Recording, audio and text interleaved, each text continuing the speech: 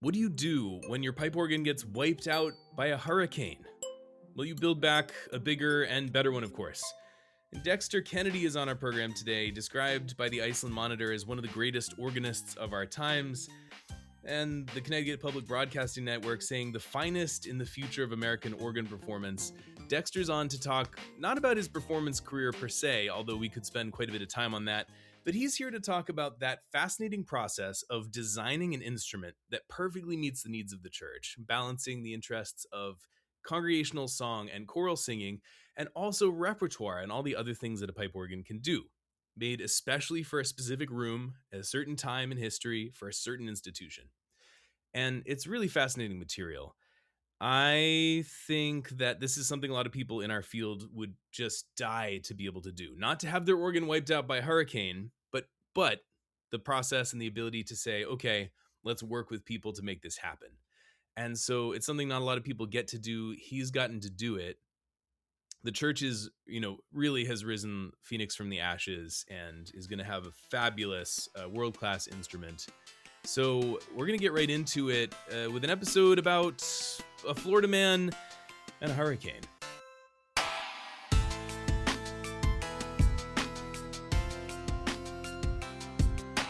Well, welcome to the All the Stops podcast. Dexter, we're so happy to have you here. Thank you so much. So you have, not too recently, but you sort of became a Florida man of sorts when you moved down and absorbed this amazing job. And one of the things that comes along with being a Florida man is hurricane season, which was not too friendly to your old pipe organ. We want to talk about that today. But first, tell us a little bit about yourself and what brought you down to this amazing position in Naples. Yeah, thank you. So I'm just soon to be concluding season 5 here at Trinity by the Cove Episcopal Church. And what brought me down here was a good amount of good fortune, but also an eager interest in, I was an assistant director of music at a large Episcopal church prior to this. And, without sounding, overly haughty, I felt that I was ready to move on. My skills had grown and I wanted to sit in the big chair, as my colleagues would often say. So now I'm the music director, and it's my program, and it's a wonderful, wonderful congregation. Naples is a beautiful place to live. So I joke with people that I sort of feel like I hit the lottery. The fact that the job I got was in Naples and not in somewhere more generic. No offense to anyone who lives in the wonderful flyover states of our country, but I don't like cold And weather, so this is you're great. from Michigan, though. These are bold That's statements right. from a Yeah. Michigander, yeah? Yes, that is true. I'm in Worcester, Massachusetts, which we call the Midwest of the Northeast, the flyover country of New England, Worcester County. So I get There it. you go. I get it. Yeah. But your parish down there, I mean, very, very active choral program, England tours, active music, evensong. Tell us a little bit about it. Sure. So Trinity by the Cove is one of the largest Episcopal congregations in the state. Our building, however, is very diminutive. It seats less than 200 people, and that's really a circumstance of when it was built in the early 50s. Naples was really not much of anything like the snowbird mecca it is today. And so it's just, a simple chapel. It was actually conceived as like a quasi copy of Trinity Church in Newport, Rhode Island. So it has Oh, that classic white New England feel, plopped into the middle of Florida. But anyways, as the congregation has grown, its music ministry, became a real calling card. So we have now evolved to a fully professional choir. As you mentioned, we're going to England on a choral residency this summer, as many Episcopal Church choirs do. During the program year, we do offer Evensong weekly on Thursday nights. So there's a lot going on. We have a concert series of about 5 to 7 concerts per year, with across all disciplines, with big name chamber choirs and other chamber music stuff. yeah. You did. Am I misremembering? Did you have Voces 8 there? We did, yeah. Oh And my they're actually gosh. coming Yeah. back again next February. Oh, okay. No So big deal. Okay. Just well, on the they, side. So, the fun thing is that they enjoyed being here, that they asked to come back. So okay. So you had it all. I mean, really, honestly, and like besides the job, there's also the golfing and the beach and the beautiful weather and the food and all of that. But through a difficult, unideal situation, namely a hurricane, you ended up also with the very unique position in our field of being able to be part of designing and choosing a solution with a new pipe organ. And so I really want to get into that. But first of all, tell us a little bit about the organ that was destroyed and when was all this? Sure. So the instrument that was in the church at the time of the hurricane, this is Hurricane Ian in 2022. Um, it was the original organ in the space, but it sort of, I say that in air quotes, because it was the original organ that had been enlarged twice since the first organ went in believe it was 71 or 73. But the original organ was a Phelps Cassavant. So if you know anything about that, it's very neo-Baroque, very much a child of its time. And the initial organ was only maybe 12 stops. It was basically a large practice organ. Okay. Then in the 80s, it was enlarged with the swell box. And then in 2007, it had another set of additions, revoicings, moving things around here and there. Um, so as best as it could, I mean, it never lost its neo Baroque identity. And Right. so when we had the storm, the floodwater came into the church about 2.5 feet, and the console on floor level was completely wiped out. The pipes are actually all in the back in the rear gallery, which seems extreme, but again, because the church is not that big, it really isn't. What didn't pose that much of a challenge for playing. There's no delay or anything. It's so close enough. The pipes got some water damage in through the ceiling because of wind. And the long and the short of it is that we were given a conservative estimate just to make the thing playable again between a new console and refurbishing the wind chest. It was going to be in the $400,000 to $500,000 range. And Whoa. Woof. and I have to give my priest a lot of credit. He just said, he's like, if I'm going to spend this money, just to make sure I'm making a wise decision, how much is a brand new organ? Because in the time that the church was created, in the 70s to now, where you have a fully professional choir, our musical needs had really outgrown that style of instrument. We needed something a lot warmer, a lot more suited to choral accompanying. Really, on the old organ, anything that was unenclosed was really use at your own risk. So we just wanted something that was um, a lot more what you would be accustomed to find in a Episcopal Anglican type church with this kind of music program. Sure. Let's break that down really quickly for people. So there's a the neo baroque style. Uh, would you say is fair to say that it was sort of built around repertoire? That it's got these bright mixtures, maybe some blazing reeds, and that it maybe was created more for hymn singing, like chorales types of stuff, and solo organ music, or what would you say? So that movement of organ building was created based upon what people in the 70s thought the organs that Bach played sounded like. So yes, and from that perspective, they were much more geared towards playing repertoire than they were for congregational singing and choral repertoire. and and as an Anglican church, in an Episcopal church, we're talking about a lot of repertoire. I would think at your parish that is late 19th century. You've got Victorian and Edwardian anthems, and a sound that's much warmer. I think you use the word warmer. And so, what does that mean practically when you start to look at a new organ? Where do you turn, and how do you kind of convey those ideas? How do you convey that to the parish? How do you translate that and explain that to the clergy and to the people in the church? Sure. Um, well, in our case, another sort of staple of some neo Baroque organs, which ours also possessed, is it was uncased. So you could actually see the components and including the swell shutters. So people were really, they would be mindful of, the swell shutters open or closed.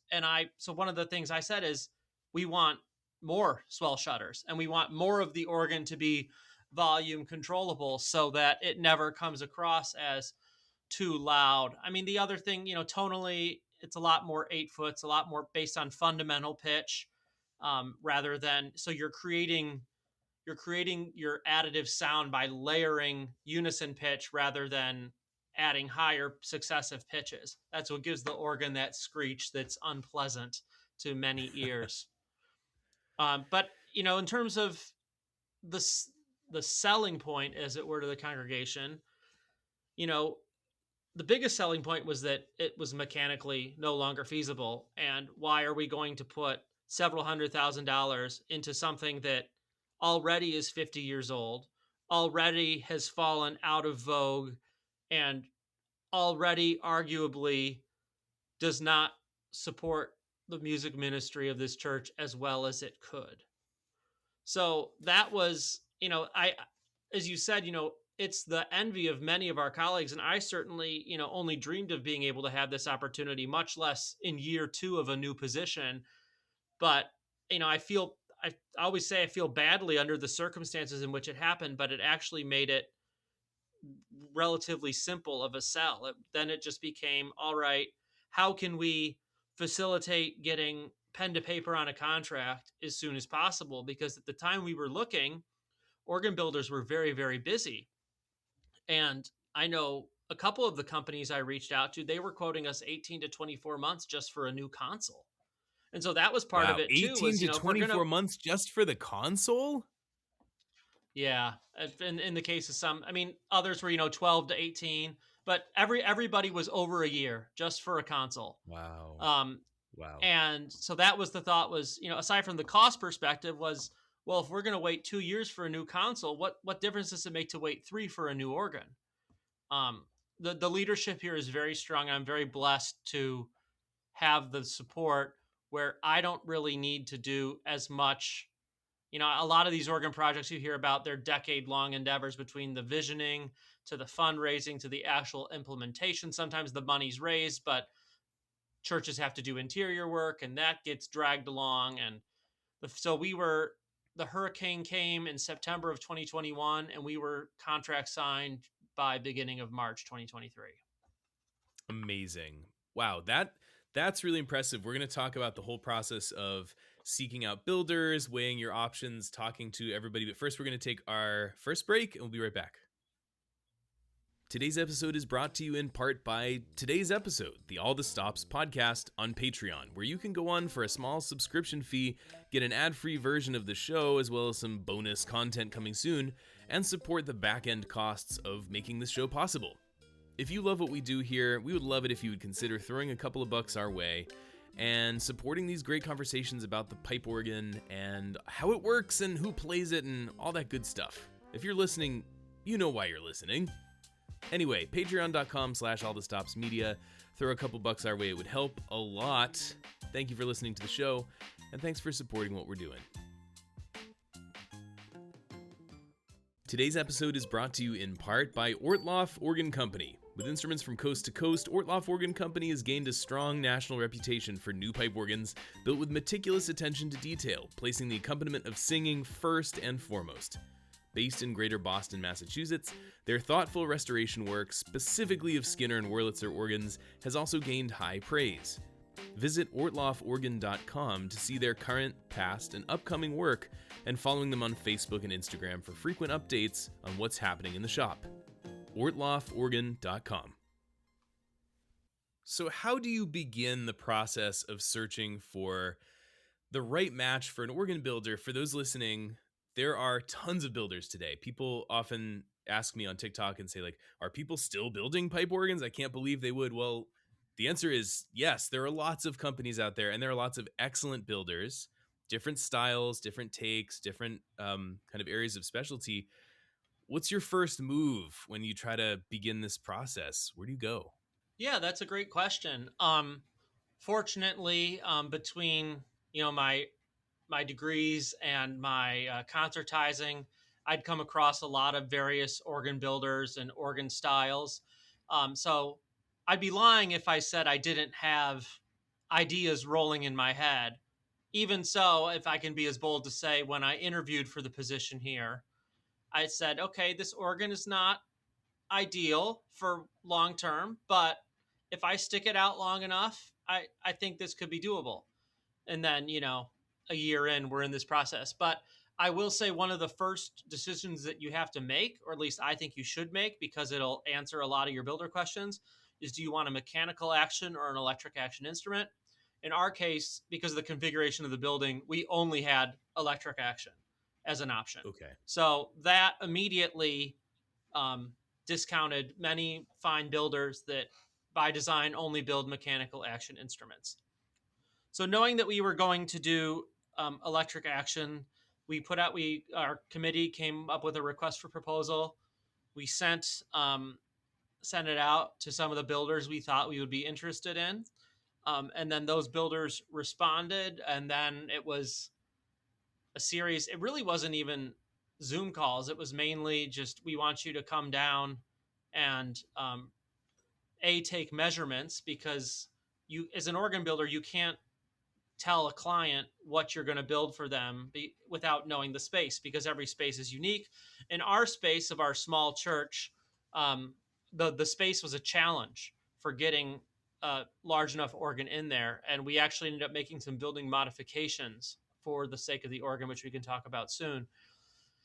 So we had 4 or 5 organ builders come down to Naples, meet with our committee, take measurements, and then either, it was usually then after a few weeks, they'd go back home, they'd come up with their specifications, present it, and then we would go back and forth on design and questions and cost and whatnot. And then the fun part of all of it, for me at least, is that we actually went on the road, myself and the committee, to take these instruments, some of their respective work, out for a test drive.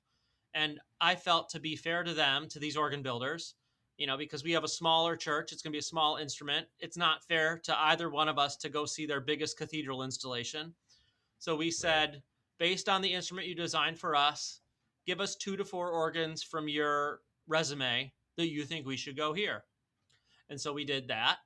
And then we, by that point, that was instrumental in coming up with our decision making process. And then that ultimately led us to final recommendation as a committee of our organ builder. Wow. And tell everybody now that it's public.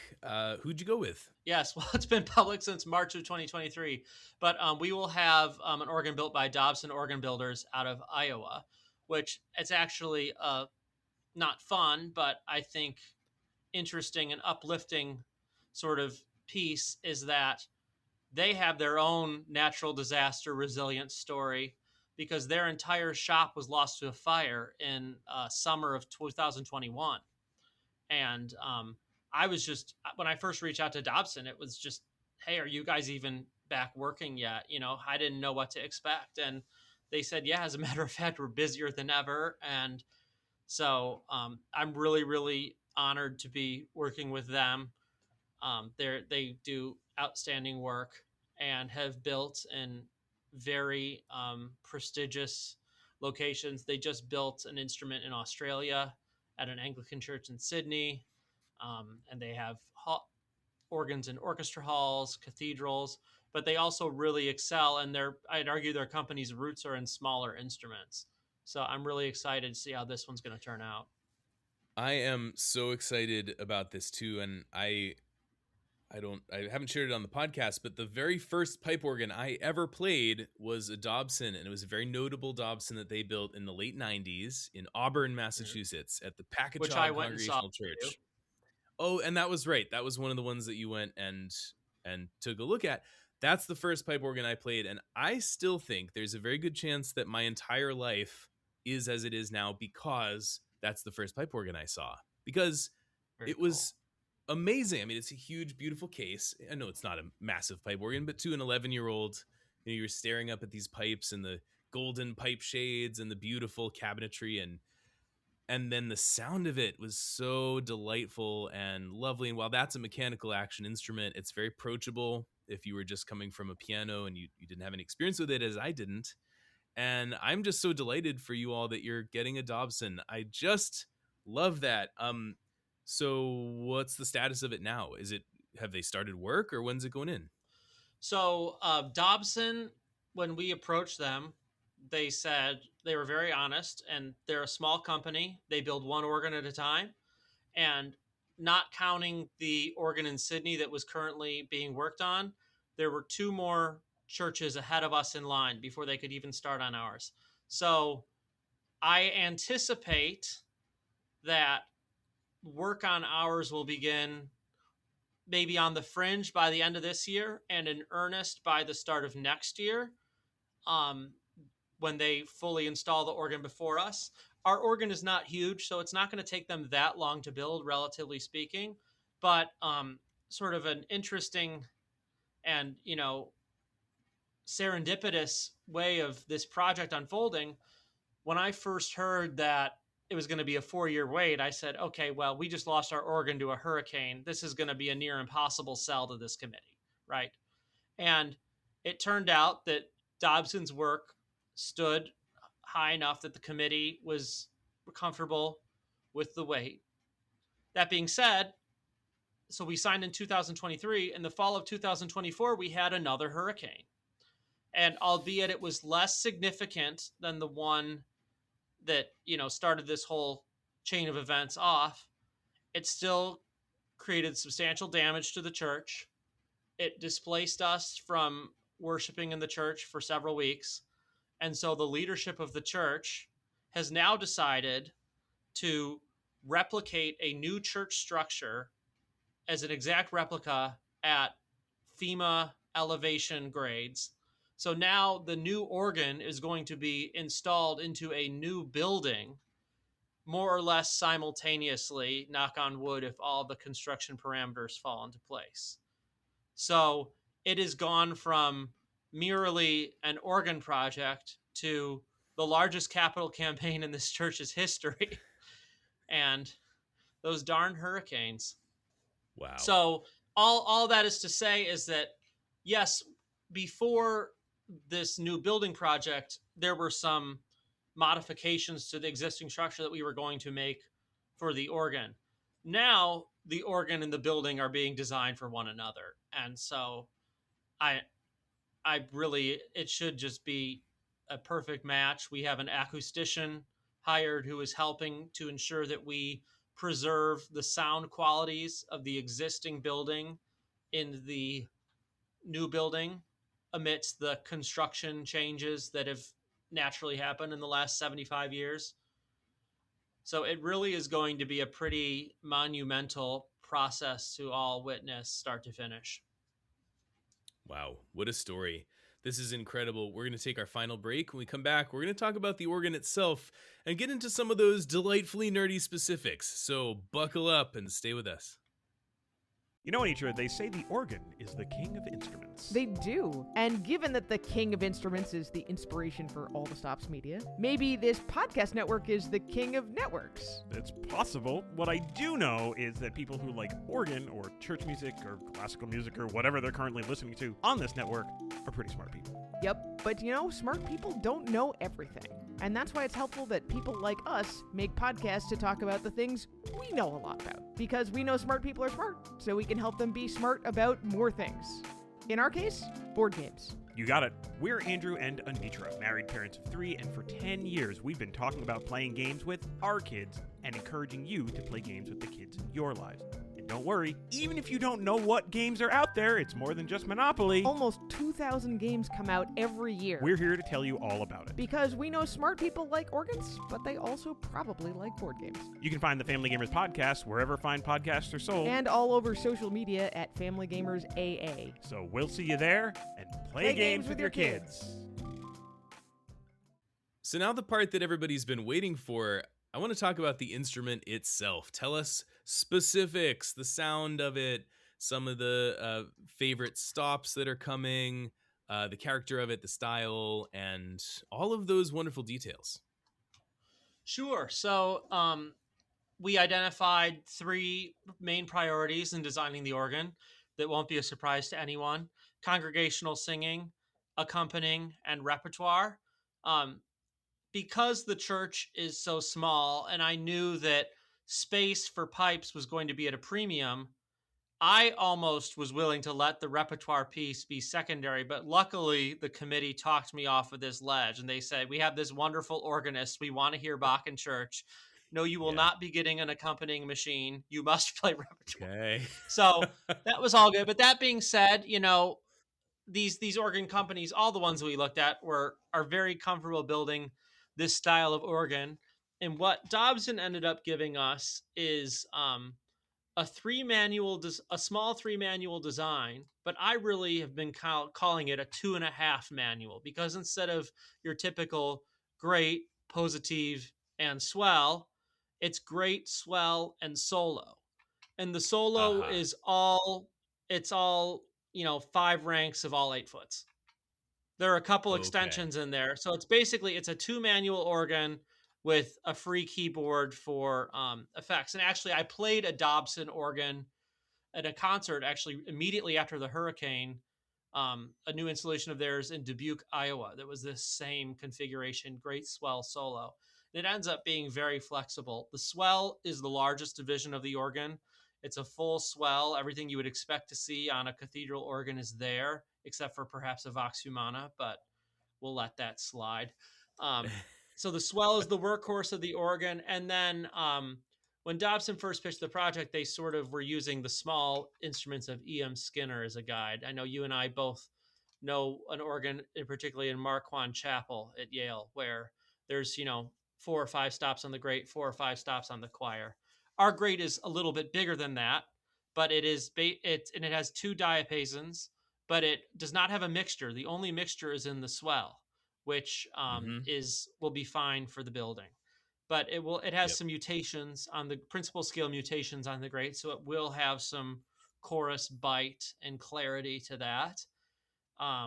So it's first and second diapason on the grate through the chorus, and then one of the things I challenged Dobson on is, because of the size limitations and because it's electric action, I took great liberty in making stops available across many keyboards.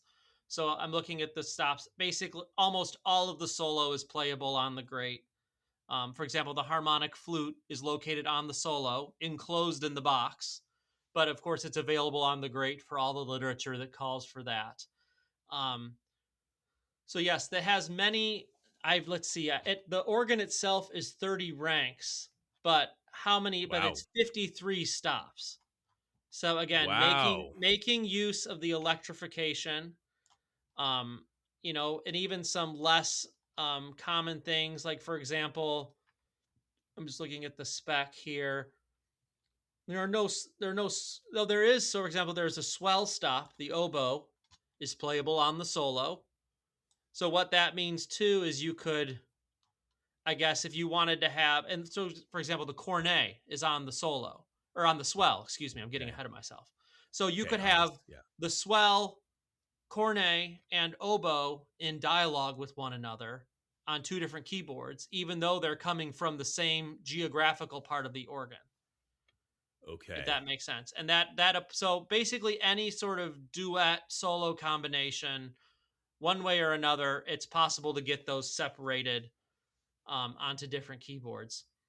So we will see how that all shakes out and how practical that ends up being and how much I use it, because there will be a point where a guest organist might come in and, be pulling more stops and not realizing why more sound isn't coming. It's like, well, because it's already drawn. But Sure. That's one of the cool things about pipe organ in general is, you know, we always joke that no two are alike, but it's very true that when you come to a new church, a new concert venue, like you can read the stop list all day long and you can assume whatever you want, but until you get there and you play it and you really get to know it, you just don't know what you're going to find. And sometimes you sit in an organ and you discover, oh, I see what this designer was trying to do. I see, you can kind of feel the hand of the person who helped create the organ, and you suddenly realize, oh, I know what the point of this was. And it sounds like you all have made a really creative thing there with what you had available to you. yeah, um I think, I'm sorry to interrupt you, but I will say that a lot of I had very firm guardrails on what I could do based on size, not only depth, but also vertical height. There was no 32-foot stops going in this organ. It was just there's no room. Because there's just no room. And there's not vertical space, exactly. And as far as, I let the organ builders do a lot of, guiding, and I would say, or for example, why can't I have this instead of that? And the answer is, well, because that stop is X% wider. Every pipe is so much wider, and therefore you run out of, you're sacrificing 2 stops just to have enough space for this one really large scale stop. But yeah, they did another, they got creative. If I can get super granular here, one of the things that they did that I enjoyed is a lot of the proposals we got. For example, it was the 16-foot reed, was added a bottom octave of an oboe or something, and the 4-foot reed added a top octave of a trumpet. What Dobson did is they actually built a complete 16/8/4 rank, and that's how they that's separate from the main 8-foot chorus reed. So that'll help balance proportions, because otherwise, if you just have a straight octave coupler of a 8-foot reed, the 4-foot's often too strong, right? So I thought that was pretty creative. And again, just exploring their body of work and knowing the care that they put into voicing. Voicing is the process where the organ builders come to your church and they hand inspect and listen to every pipe to make sure it is just precisely right. We had some proposals where they said we can get you voiced in 2 to 3 weeks. Dobson said, no, we're taking 6 to 8. And that attention to detail, I found, was really apparent in the instruments that they sent us to go see. And in our building, I envision being able to use the organ cliche that every stop makes a difference. And that's what you want, because of an organ of 30 ranks, if it isn't that, you're not going to get the most impact out of the organ you have.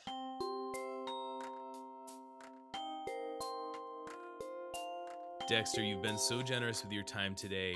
Before we go, I want to just mention it too. Like, we've spent a lot of time talking about this instrument and your church, but you're also a managed artist. You've played innumerable concerts across the country and the world. Do you have any personal projects coming up that you'd like to draw people's attention to, or shout out your website or any recordings?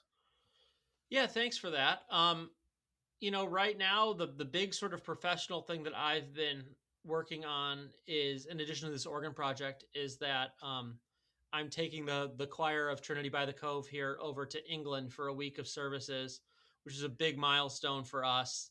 I have a lot of university students in my choir here, so giving them the opportunity to travel, it's going to be a really special week. And then beyond that, any sort of big organ projects I've been putting off until the new organ comes. So Right. There'll be a large, dedicatory festivity that, I should probably learn some new pieces for. But right now, so the interim, if anyone's wondering, the interim instrument we have is a Allen. It's a newer one. It's not bad, I must say. I must take off my my persnickety organ judging hat and say that this organ is really adequate for what we need to do, but it's not very fun to sit down for hours and learn repertoire on. So I'm looking forward to being able to do that again. That's going to be great. We have listeners in England, so where's your choir going to be? Oh, sure. So we'll be at Chichester Cathedral from August 10th through 14th, and then we'll be at Southwark Cathedral in London on August 15th and 16th for the weekend services. Amazing. Well, Dexter, we wish you all the best on that, and wish you the best with this whole process of the organ. Please keep us updated, and it's just a fascinating project. What an honor to be a part of something like that. So thanks for sharing that with us, and thanks for sharing your time today. Of course. Thank you, Wes. All the Stops podcast is a product and trademark of All the Stops Media LLC, and is recorded and produced by me, Wesley Hall. The music is written and recorded by me too. Copyright 2026, all rights reserved. Thanks for listening.